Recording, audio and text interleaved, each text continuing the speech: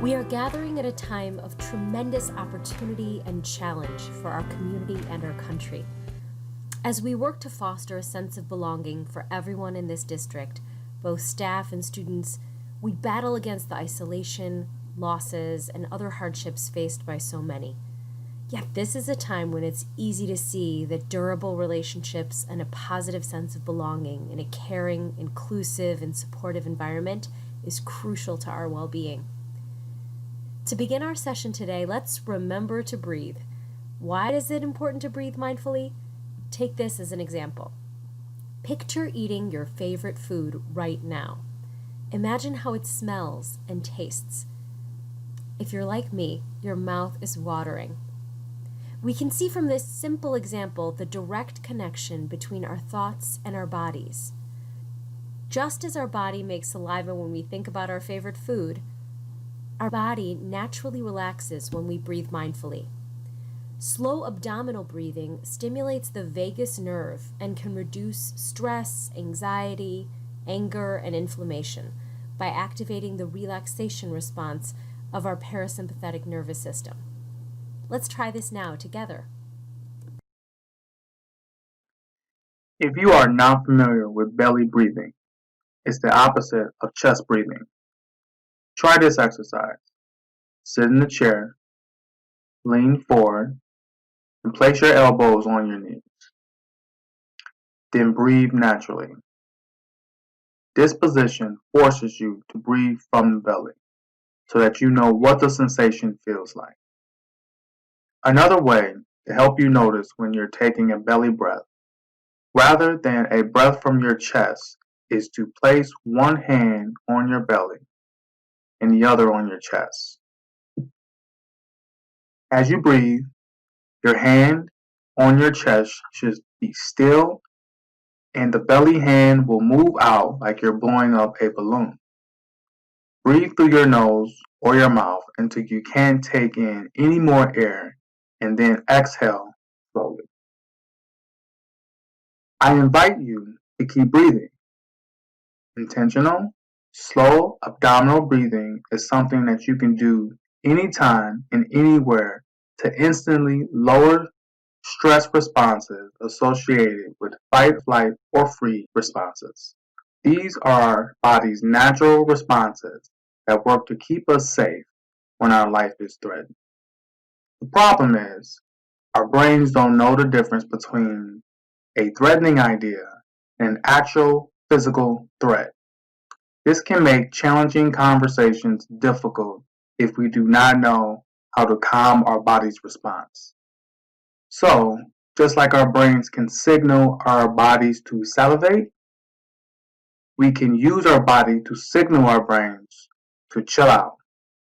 Breathing really helps.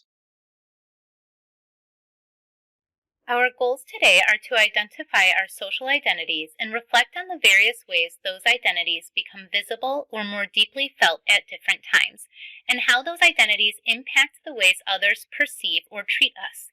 If you've never heard of the term social identity, don't worry, we'll define it in just a moment. For now, it's important to name that this work is a key component to an individual's self-awareness. An understanding of our social identities, even more so than our personal identities, can help us to sharpen our self-perception and better understand others' perception of us. Whether we have been in the education field for a day or a decade, we know how deeply rooted this work is in relationships. And as adults who seek to foster healthy relationships with young people, we also recognize how deeply personal this work is. We teach who we are, so having a keen sense of who we are as a social being helps us to sharpen the tools we use to educate and support our colleagues and students. We come to this work enriched, and sometimes challenged, by our backgrounds, biases, and deeply individual perspectives. Being aware of the many facets of our own self is a sign of professional sophistication and maturity. Self-awareness allows us to relate more effectively with others because being self-aware enables us to be aware of how parts of ourselves will show up in our perceptions in our relationships with others. Awareness of our background also helps us to understand the ways our identities intersect and even clash with the identities of the youth we serve. In the spirit of cultivating the self-awareness required to do this work well, we will take some time to consider what are the aspects of our personality and personhood that make up our sense of self.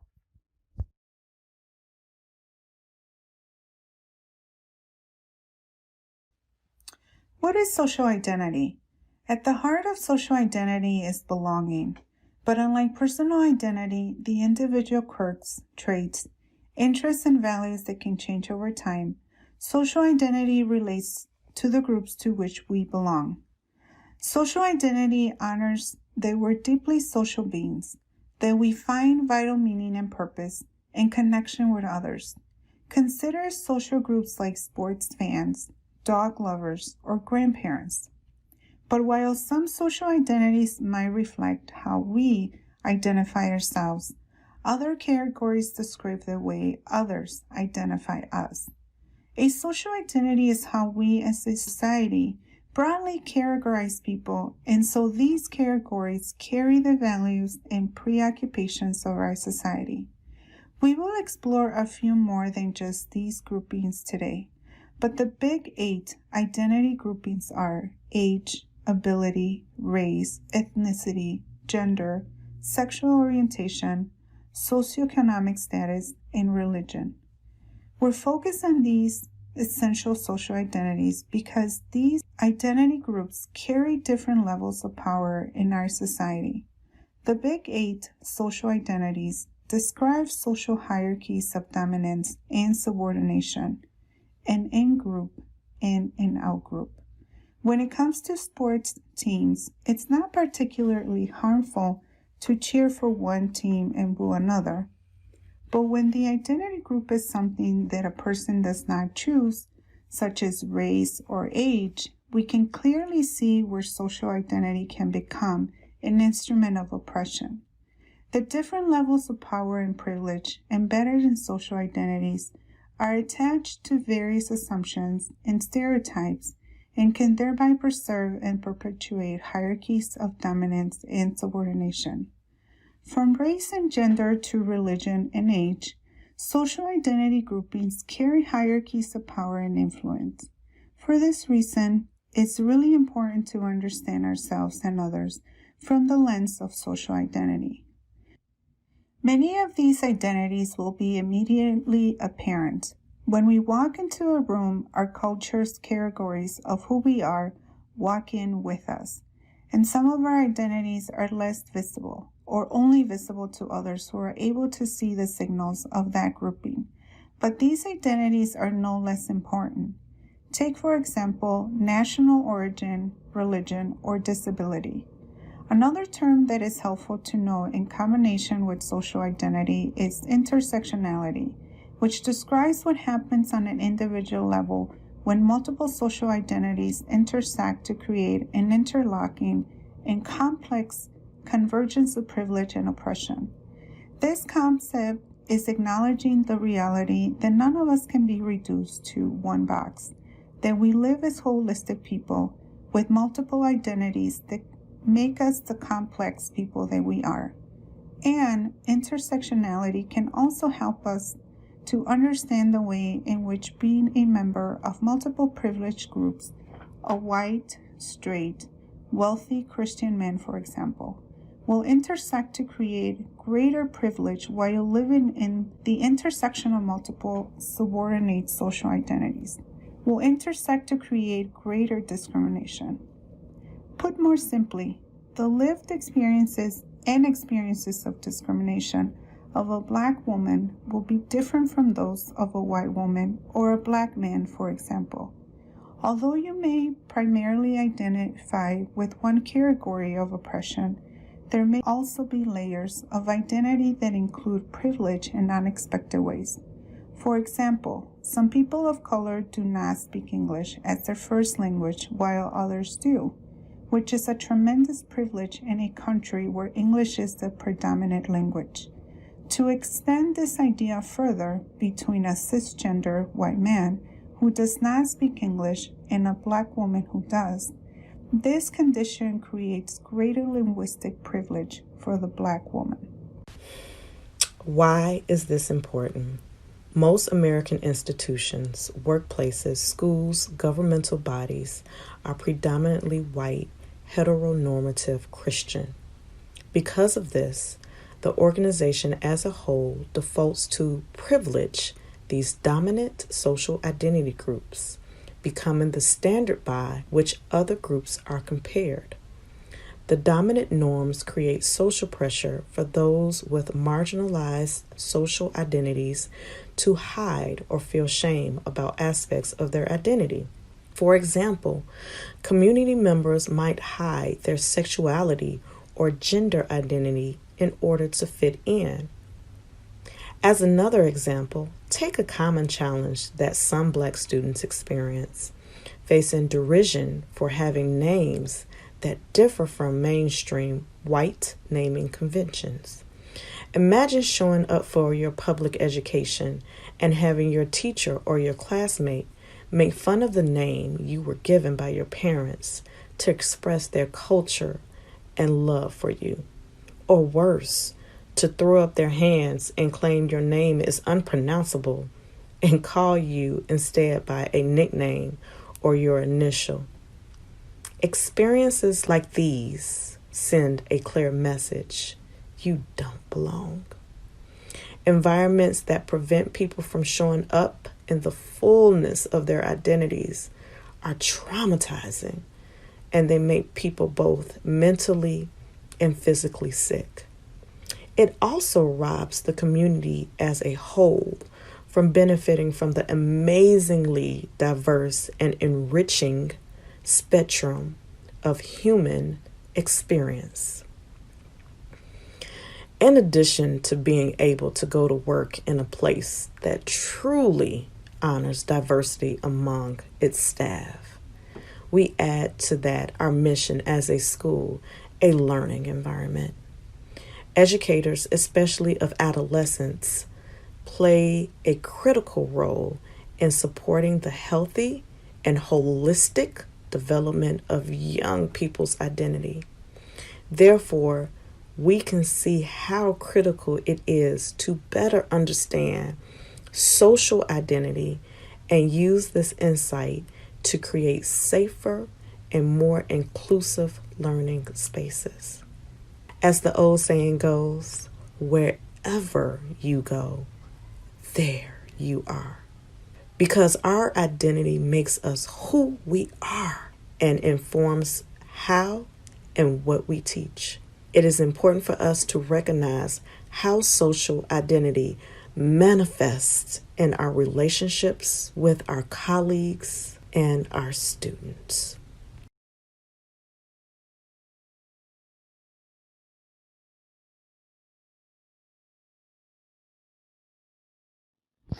To increase our awareness of our social identity, each of us will reflect by listing them on something called a social identity wheel or social identity pie.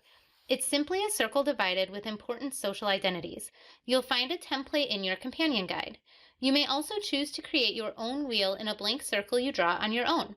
This will give you the flexibility to combine identities which for you may be deeply linked, or to apportion pieces of the pie larger sections than others, representing the role these identities play in your life.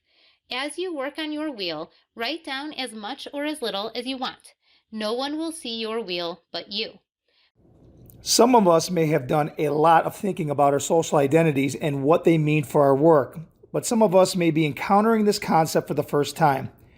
We'll go through the different categories on the wheel, explaining and giving examples. If you would like to move ahead without the explanation, feel free to begin. At the top of the wheel, you'll see race. Race, as we'll learn more about later in the semester, is a social identity that has no basis in actual biology, but is very real as a culturally invented social grouping. In the U.S., some of the large racial groupings are Black, White, Latino, X or E, Chicano, X, Asian, etc. Think about the bubbles you might fill in on a standardized test. Next to race is ethnicity, which is often more specific than race. While race classifies people based on perceived physical characteristics, ethnicity relates more to culture, such as a sharing of a common language, ancestry, national origin, and or a variety of cultural beliefs. Some people are aware of their ethnicity, others are not. For example, an Asian person may be ethnically Japanese. Next is socioeconomic status. This category is commonly conceptualized as one's social standing in society based on income, wealth, or poverty. This can be middle class, upper class, lower class, working class, etc. You may write what your identity as now, or what you grew up with, or both. Next is gender, a person's deep-seated sense of who they are. Gender is different from sex in that sex is generally identified with one's anatomy. Examples of gender include cisgender, people whose gender identity matches the gender or sex assigned at birth, transgender, non-binary, genderqueer, and many more.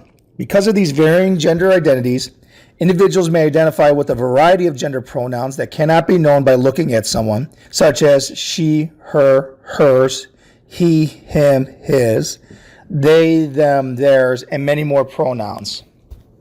Next is sexual orientation. A person's sexual, emotional, romantic, and/or affectional attractions not necessarily dependent on behavior. Examples of identities include heterosexual, gay, lesbian, bisexual, people who are attracted to both of two genders, pansexual, asexual, queer, a self-identification for a person whose gender identity or expression and/or sexual orientation does not conform to societal categories, and many more. Next is age. How old are you? This identity is about how people are categorized by society's perception of different age groups. For example, college students may be referred to as kids, despite technically being adults, and may be dismissed because of assumptions about this group's maturity level and capability. Older adults may also be discriminated against in employment or may be treated as children as they age. You may also consider it if you are connected to a generation group, boomer, X, Y, etc. Next is national origin, which refers to your country of origin. Next is first language. What language did you grow up speaking? Was it English? Was it something else? If you never had to think about this before, it's likely because you grew up speaking English. Next is physical, emotional, and developmental ability. This identity is about the diverse array of differences in physical, mental, cognitive, developmental, learning, and/or emotional makeup. It also includes mental health and the impact of social experiences such as trauma and surviving abuse. Next is religion or spiritual affiliation. This identity category relates to a person's or a group's beliefs about the existence of God or gods and/or identification with a particular religion or set of spiritual practices. For example, a person may identify with one or more of major world religions and/or as agnostic, spiritual, atheist, and many more. Now that we've gone through all of the categories, we'll take about 5 minutes just to write and think. There is no wrong way to think about your identity, so if you don't like the pie image with separate identity boxes, choose to fill the blank circle that's also available, which will enable you to clump social identities together and give different identities that are most relevant to you a larger piece of the pie.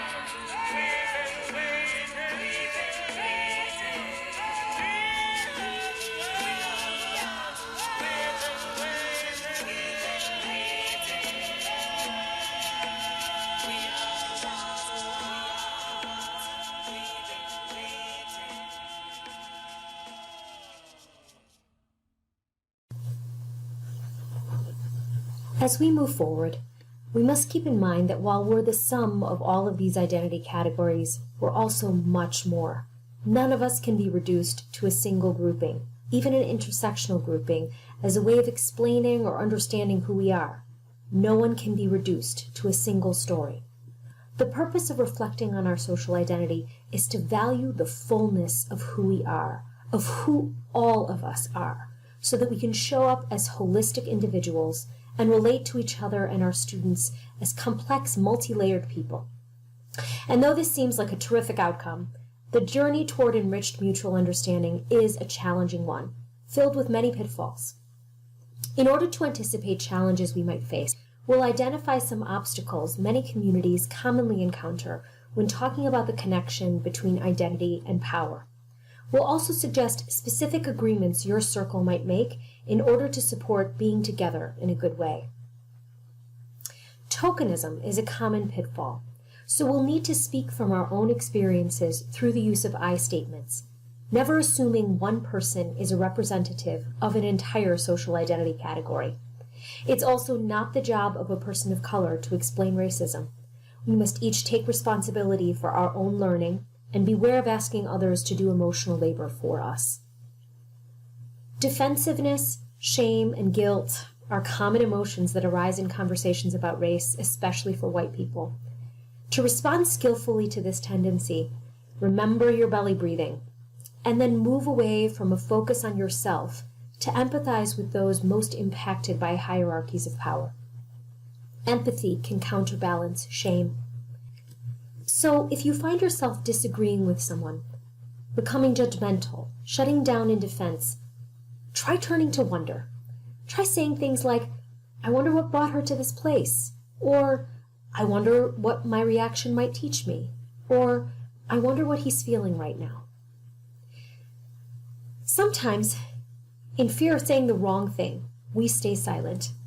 Be mindful that while some silence indicates introspection, prolonged silence equals complicity. You can't be neutral when it comes to matters of justice. And though we're likely not trying to intentionally harm each other in these conversations, we harm each other unintentionally. Harm happens because there's a lot that we have yet to learn and understand about each other.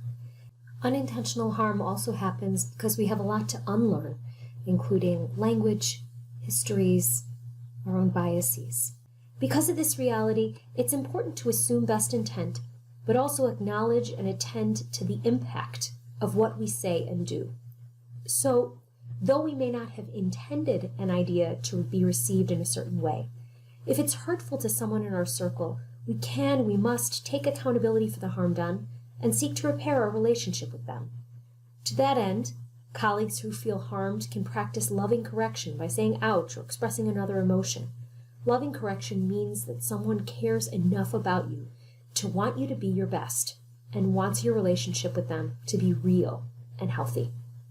Acknowledging and taking accountability for unintended impact is how we learn and grow together and don't accumulate lots of bad feelings along the way. Another pitfall of conversations, especially about race, is tone policing.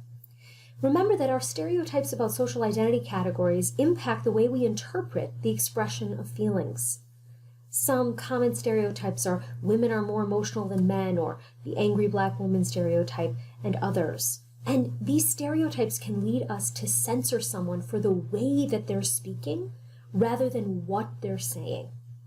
Try to accept the many ways that your circle group members show up in the conversation. Also, it's important to keep in mind that emotions are really good information. They help us better understand ourselves and others, so try to identify and name the feelings that arise in the conversation in those moments, because they are often more valuable than the facts. Finally, if you're anticipating that these conversations may feel hard, you're picking up on a central challenge of this work. Talking about oppression can feel oppressive. Every time we talk about oppression, it has the potential to be re-traumatizing, especially for those community members belonging to subordinate social identities. Remember to take care of yourselves above everything. You all may want to have a group agreement about taking breaks or leaving and returning. For those circle members with greater power, This may be the first time you're confronting certain topics and hearing perspectives of folks from different identity groups. Take a belly breath. We did not create this hierarchical system. We just arrived here on the scene. It's what we do from this moment on that defines our character and our destiny. Remember and hold tight to the idea that liberation from oppression will benefit everyone, and a liberated community and country is possible in our lifetime if we put forward the right effort now.